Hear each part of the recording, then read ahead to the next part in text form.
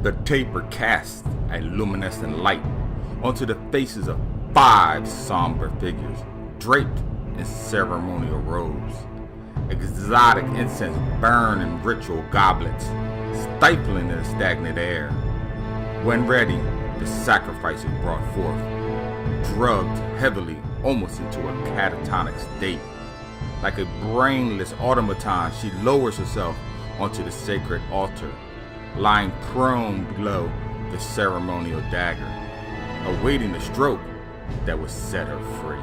Elsewhere, at another time, but in the same place, a Cherub figure spreads his wing above a Stygian city, answering a beacon he can't deny, like a moth to the flame.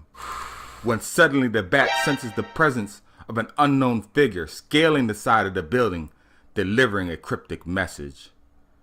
Generally, my leaves aren't turned at night. Usually I'm full of worms by day.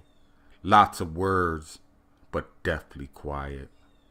Having delivered her message, the Lioncloth woman falls back into the empty abyss, only to be narrowly saved by the city's guardian. Narrowly.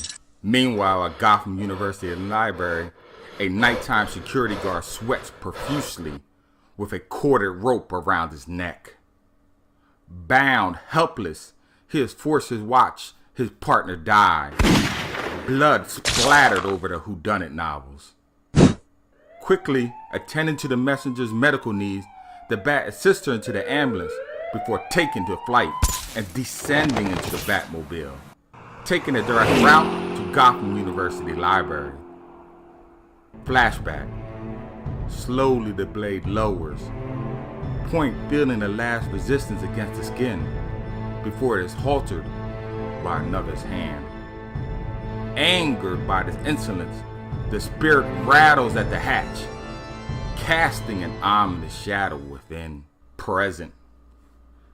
A somewhat similar shadow enters Gotham's library, causing the Riddler to set his plan into motion by purposely tossing a book against the stack holding up the lynched security guard. The bat reacts quickly, severing the rope, and then proceeding to perform CPR on his asphyxiated body, breathing life into the ephemeral dead. At the hospital, Batman is approached by an officer that gives him a cassette with a message on it, and then informs him 4 babies have been kidnapped, and the Riddler is the one responsible. While in the Batmobile, Batman plays the tape. I am a bank with no money, but of all different types.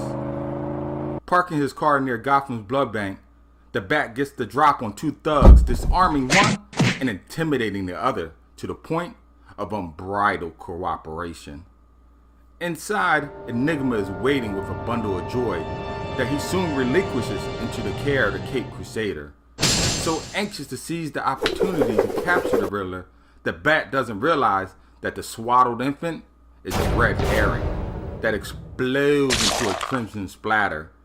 The Isle display quickly follows suit, erupting onto the Bat, covered with blood. With a click of the remote, the Batmobile crashes through the front of the building, and a second later, the Dark Knight is in hot pursuit of his quarry. Rounding a corner, our hero spots an infant hidden in the garbage.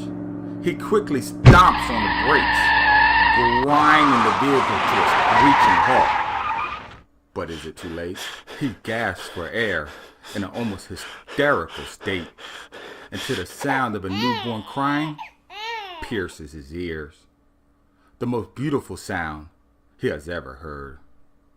Back at Wayne Manor, Bruce showers while ruminating over the notes and clues. I've still 3 brats, so plump and round.